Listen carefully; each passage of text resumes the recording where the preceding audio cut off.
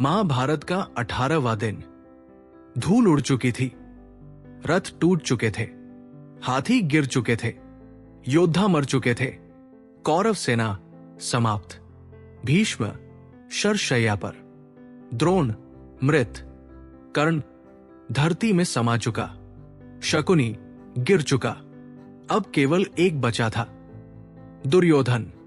वो भागकर एक झील में छिप गया, लेकिन अंत नियति से कोई नहीं बचता। झील के किनारे दुर्योधन बाहर आया।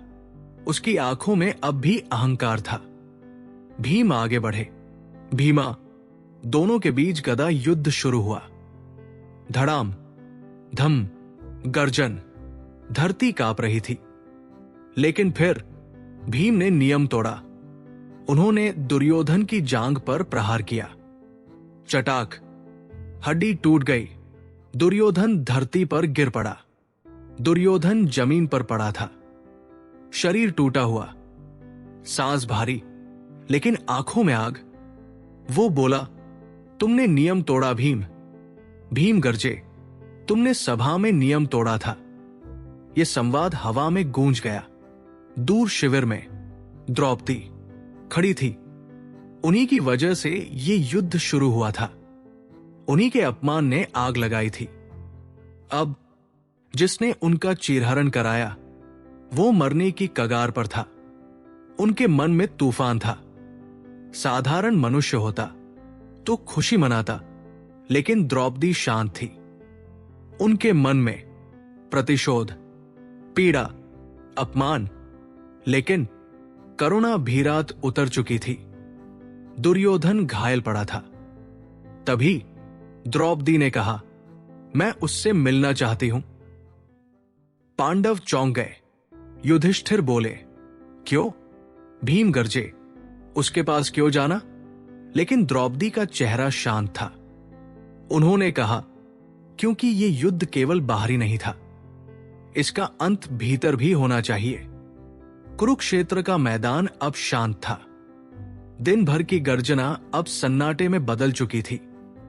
दूर टूटी हुई जांघों के साथ धरती पर पड़ा था दुर्योधन। उसका शरीर घायल था, लेकिन उसका अहंकार अभी भी जीवित था। इधर पांडव शिविर में द्रौपदी धीरे धीरे उठीं। उनकी चाल में क्रोध नहीं था। वो तूफान के बाद की शांति जैसी थी। जब द्रौपदी ने कहा, मैं दुर्योधन से मिलना चाहती हूं, तो सभा में सन्नाटा छा गया।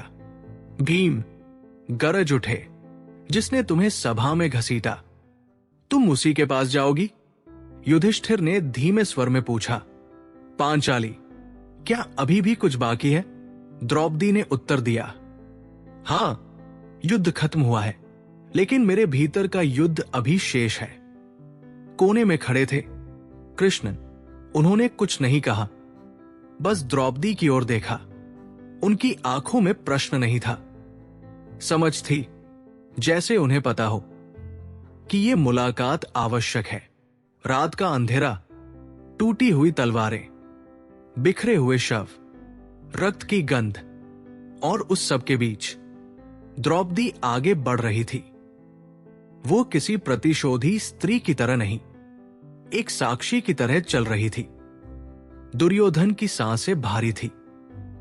उसे लगा कोई पांडव आया है उसका उपहास करने। लेकिन जब उसने आंखें उठाई, उसके सामने खड़ी थी द्रौपदी। कुछ क्षण दोनों मौन रहे। द्रौपदी बोली, कैसे हो राजन?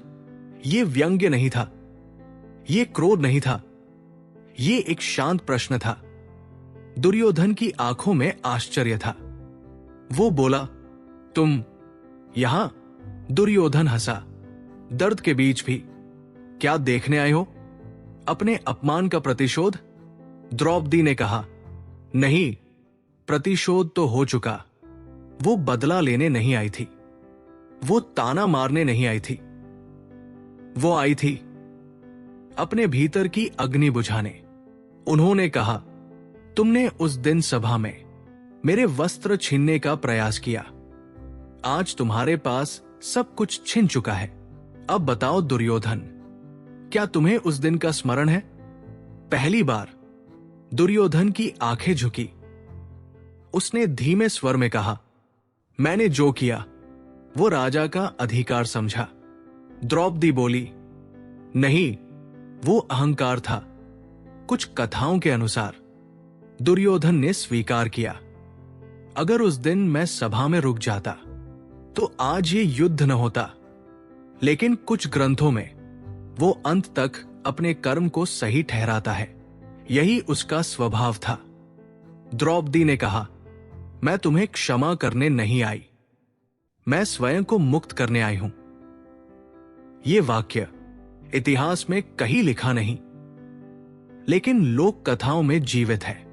महाभारत के मूल ग्रंथ में इस तरह की विस्तृत मुलाकात का वर्णन नहीं मिलता, लेकिन लोक परंपराओं और कथाओं में यह प्रसंग प्रसिद्ध है और इसका प्रतीकात्मक अर्थ बहुत गहरा है। जब द्रौपदी ने कहा कि वो दुर्योधन से मिलना चाहती है तो सभी चौंक गए, लेकिन एक व्यक्ति चौंका नहीं, कृष्ण।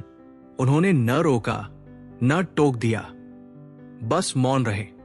ये मौन बहुत कुछ कहता है, क्योंकि कृष्ण जानते थे युद्ध बाहरी था, लेकिन एक युद्ध भीतर भी चल रहा था। द्रौपदी के मन में उस दिन की स्मृति जल रही थी। सभा, दुर्योधन का व्यंग्य, दुशासन के हाथ और अंधे का पुत्र अंधा वाला वाक्य, वो दिन जब पूरी सभा मौन थी। लेकिन आज सभा नहीं थी, सिर्फ दो लोग थे और यही अंतर था। धरती पर पड़ा दुर्योधन सोच रहा था, मैंने सब कुछ खो दिया, लेकिन क्या मैं हार गया? उसके लिए हार का अर्थ था राज्य खोना, लेकिन क्या उसने समझा था कि वो पहले ही उस दिन हार गया था? जब उसने द्रौपदी का अपमान किया, द्रौपदी ने पूछा, दुर्योधन, अगर समय पीछे लौटे तो क्या तुम वही करोगे?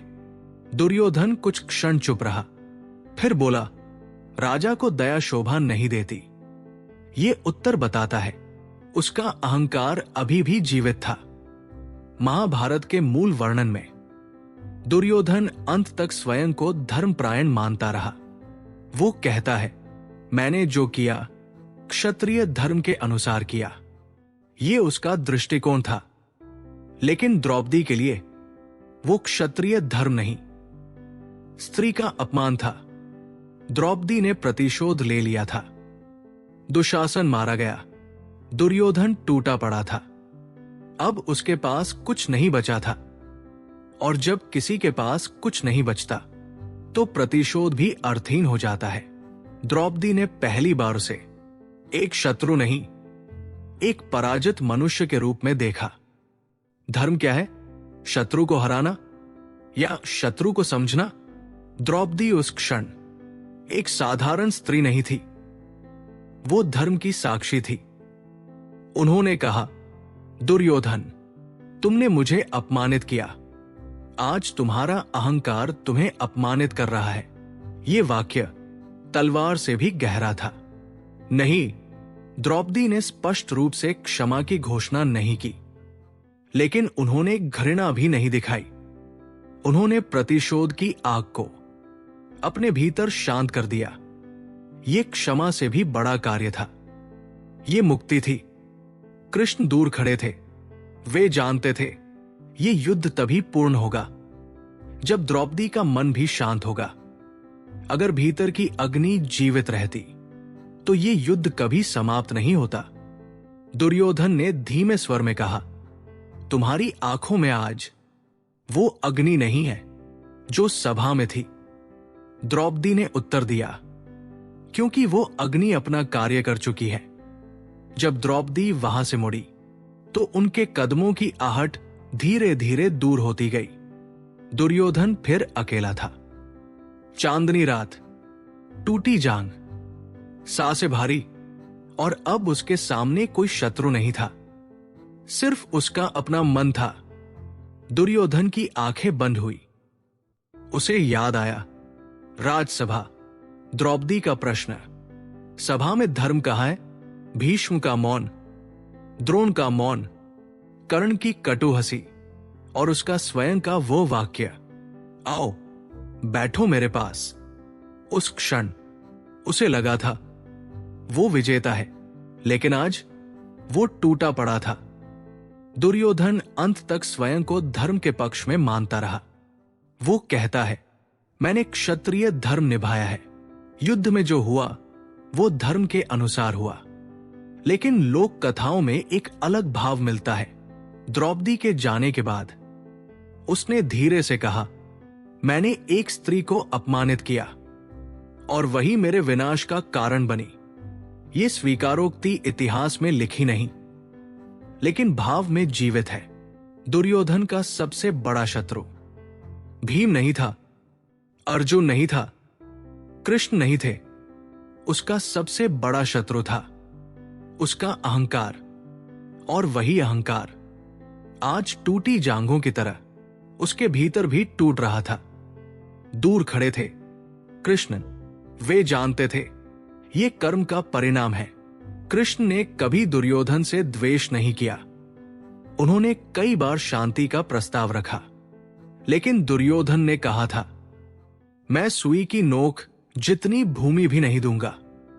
आज भूमि तो क्या, जीवन भी उसके हाथ से फिसल रहा था। द्रौपदी का जाना 3 कारणों से था। एक, अपने भीतर की अग्नि को शांत करना। 2, ये देखना कि अहंकार का अंत कैसा होता है। 3, धर्म को भीतर से पूर्ण करना।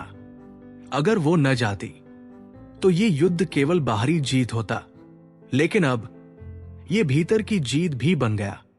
इतिहास बताता है, मृत्यु से पहले भी दुर्योधन ने कहा, मैंने राज किया, मैंने सुख भोगा, मैं पराजित होकर भी राजा हूं।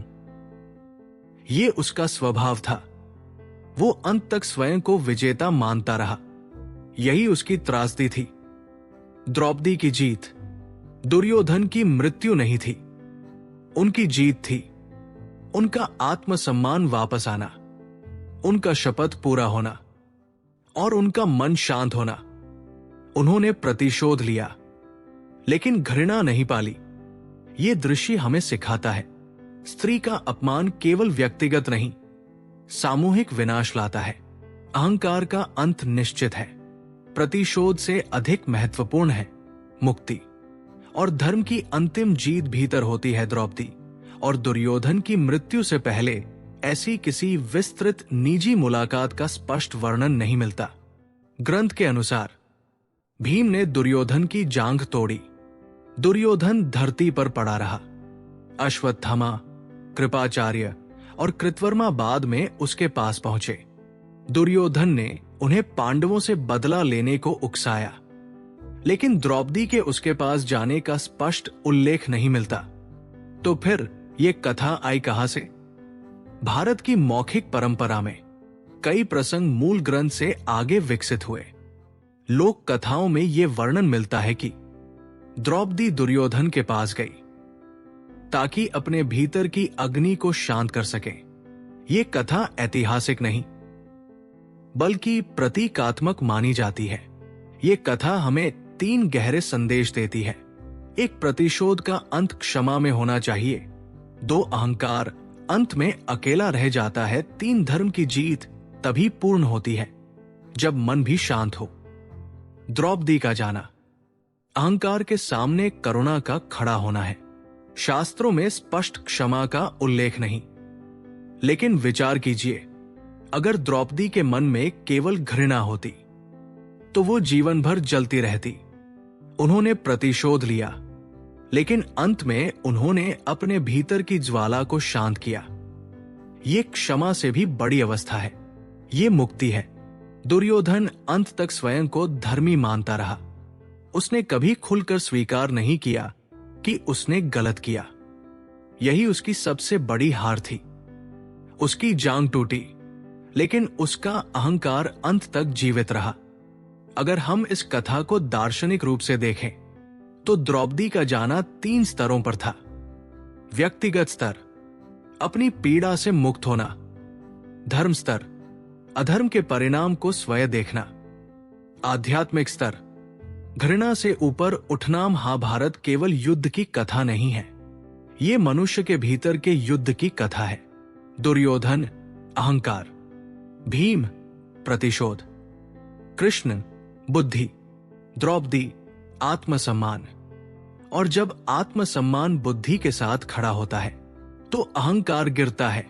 शायद द्रौपदी सचमुच दुर्योधन से मिलने नहीं गई थी, लेकिन हर स्त्री को अपने भीतर के दुर्योधन से मिलना पड़ता है। हर अपमान का अंत प्रतिशोध में नहीं, मुक्ति में होना चाहिए। और हर अहंकार का अंत निश्चित है। कुरुक्षेत्र बाहर नहीं, हमारे भीतर है। तो प्रश्न का उत्तर, आखिर मरते हुए दुर्योधन के पास द्रौपदी क्यों गई? ऐतिहासिक रूप से ये लोक कथा है, दार्शनिक रूप से ये आत्ममुक्ति का प्रतीक है, आध्यात्मिक रूप से ये धर्म की पूर्णता है।